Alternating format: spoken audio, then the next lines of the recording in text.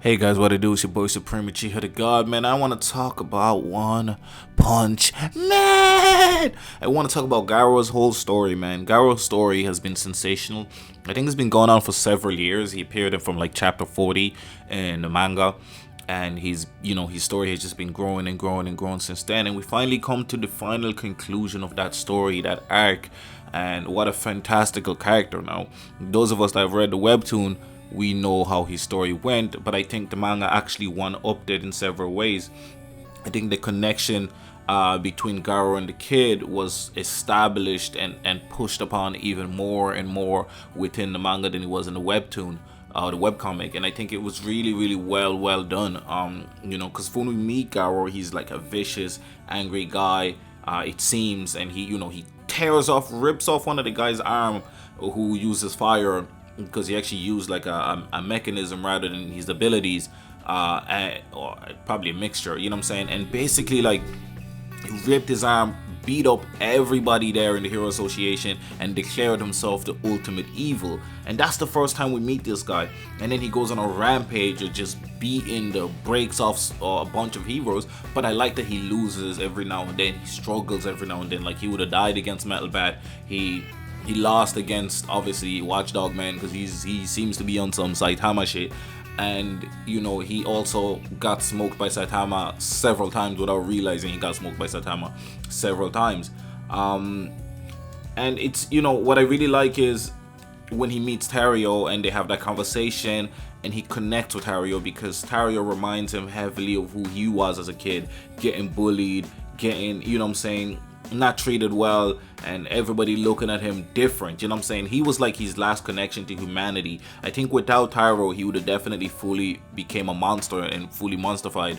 But I think Tario is what really kept him always human, no matter what he was going through, no matter how crazy and how ambitious and what he wanted his goals. I think him, and I think Bang to a certain point as well, kept him human, kept him from completely monsterfying. And even the way the story ends later on, where he a glimpse of him left from the future, is almost looking at Tario like, I'm here, bro. You know what I'm saying? Like, I'm here, like, because that's again his breaking point when he's fighting Saitama. That fight could have went on a little bit longer. He was going to lose, but that fight could have went on a little bit longer. But Saitama wanted to keep his promise to Tario. He did say, I'm gonna try not to hurt him, and and he hurt him a little bit, but he didn't destroy him and kill him. And that's the beauty of it here. He basically, he went through, like, despite himself, Saitama losing the closest person to him in Garou, not in Garou, in Genos, he still decides, I'm gonna keep that promise. I'm gonna do my best to keep that promise to this kid who died. You know what I'm saying?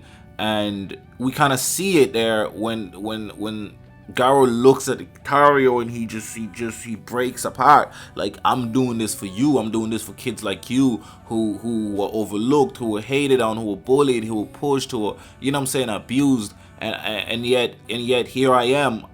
Because of my action, the kid and the people I'm trying to protect are dead. You know what I'm saying? That's not what I want. And I really love that. I really love that. We also get, like, fantastic time between King and Tario, and I think that was so important because we really got to know more of Tario through that. We understand Tario's feeling towards his Uncle Garou, as he calls him, Uncle Garou. Like, it's beautiful. The relationship between them is beautiful, and Tario never ever gives up on Garou, never. Like, even through whatever action he does, even though other people are calling him villain and da.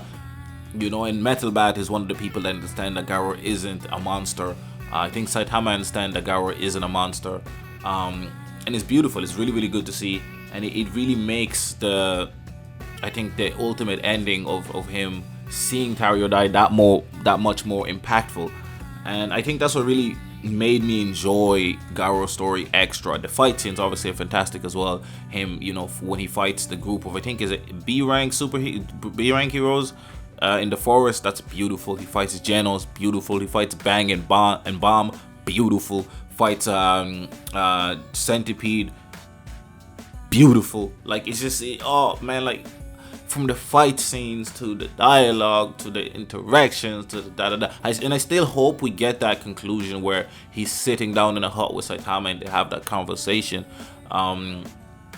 But yeah, it's great to see. I know the conclusion of it with the time travel punch. I think that clearly proves that Saitama is beyond space and time. The fact that he can punch through time and throw a punch before it reached, like throw a punch before, like, I don't even know how to explain that shit. It's beautiful. It's beautiful. It's beautiful.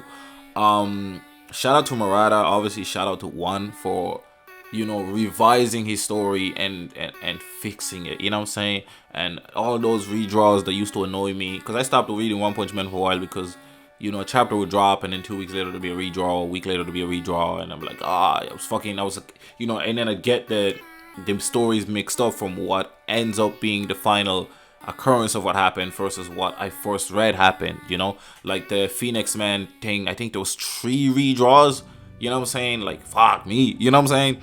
So I like those chapters. It's one of those you have to go back and reread, because if you're reading in real time, you can get a bit mixed up. Sometimes I remember it as the first iteration, sometimes the second iteration, sometimes the third iteration, and it becomes a jumbled mess. So that part of it is kind of, whatever. But if you go back and read it as revised, it's sensational. It's really, really sensational. And I would highly recommend doing that. You know what I'm saying? Go reread all those chapters as they are already redrawn and set in stone. Even the recent one where, the Garou fight ended so suddenly. And then people were like, oh, see, Garou ain't that strong. Garou ain't that strong. And then it was like, okay, he is that strong. He is that dude.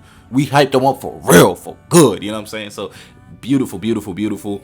What else is there to talk about, really? I think Garou's like personality, him, having an ultimate goal of, because, he wants to rule in fear. He wants to do what Sasuke wanted to do, basically, right? Sasuke wanted to take over and become the ultimate evil and rule the ninja world through fear, that everybody would have a common enemy and that would unite them, and that would be him. And that's kind of what Garou wanted to do. They'd have such fear and such animosity against Garou that they would all unite in order to try to defeat Garou, which would bring unity, and wars have brought in unity in a lot of ways. World War III brought the EU and and the UN and a bunch of stuff that didn't really exist beforehand, so at least wasn't as impactful beforehand.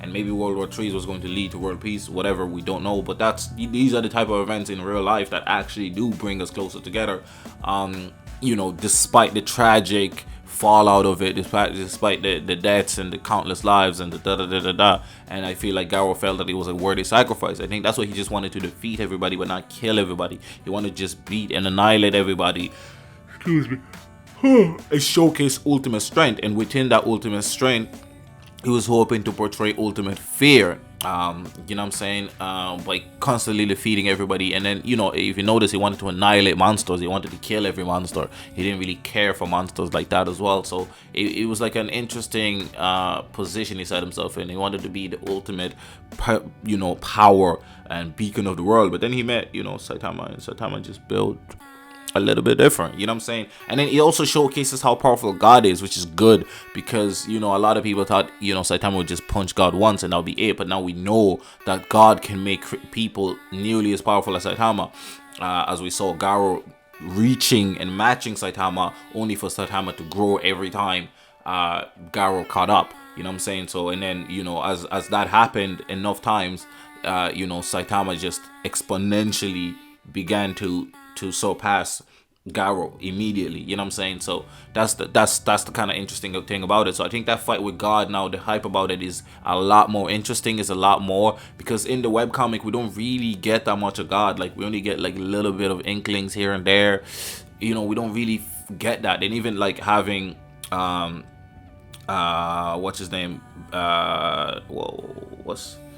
what's the number one hero, bro? The number one hero. Why is that name?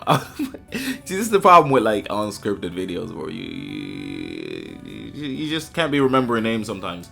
But anyway, Blast, got it. So Blast, when like Blast even showing up in the manga, he doesn't show. He still hasn't showed up in the webcomic at all. You know what I'm saying? We've met his son and spoilers alert, whatever. That's the next arc, really.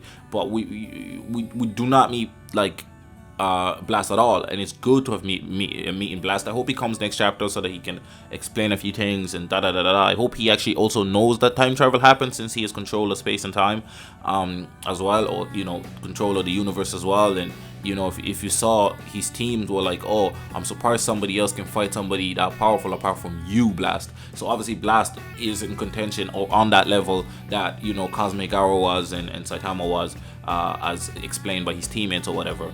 But obviously the power, since it's between Saitama and Garou squared, makes it hard for him to teleport them much further, because the power isn't one of them. It's the two powers colliding, which is double or squared, which is double basically the power output of what each one of them would have done. So therefore the energy wave that he was deflecting is twice as powerful as the two of them were at that moment, which is Saitama and Garou. And I think a lot of people kind of fail to see that. So he's actually probably stronger than them at that moment.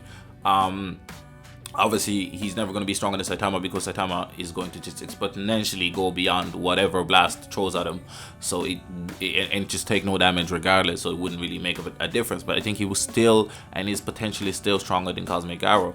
But yeah, I'm very interested to know more of what happened. But Garou's conclusion, I'm very happy with. The whole manga, I'm very happy with right now. It's my favorite thing to read right now, and I'm so glad that we've come this far. And I hope the anime gets proper animation instead of that bullshit we got in season 2. But anyway, I digress. It's been your boy Supreme Uchiha the God. Make sure you leave a like, comment, and subscribe, baby. In the YouTube gods hate me because I don't think my videos are getting pushed, but we're gonna keep working. We're gonna keep dropping. I'm out.